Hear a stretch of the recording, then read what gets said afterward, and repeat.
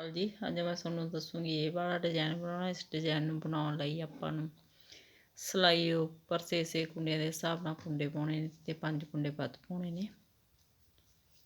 ਚਲੋ ਜੀ ਸਟਾਰਟ ਕਰਦੇ ਆਪਾਂ ਇਹ ਵਾਲਾ डिजाइन ਬਣਾਉਣਾ।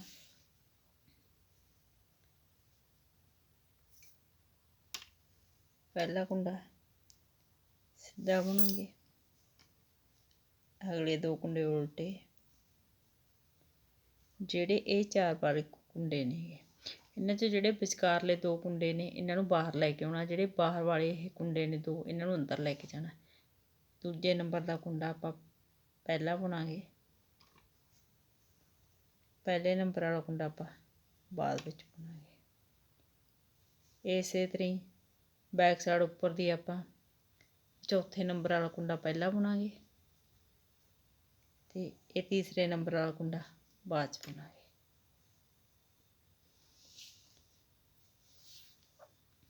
दो कुंडे उल्टे,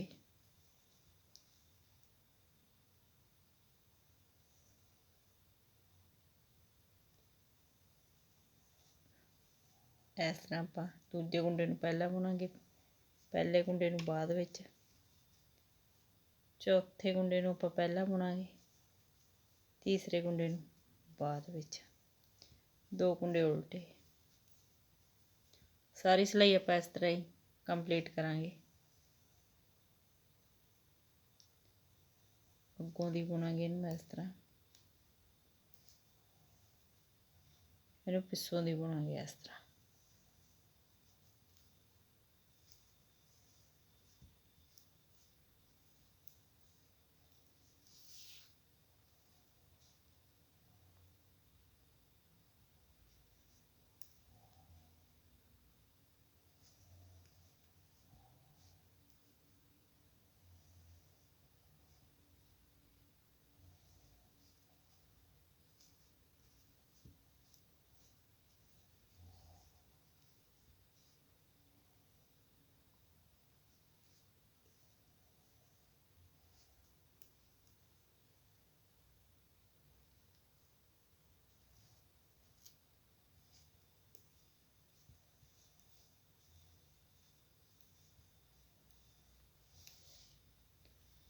दूसरी सारी सिलाई उल्टी आऊगी।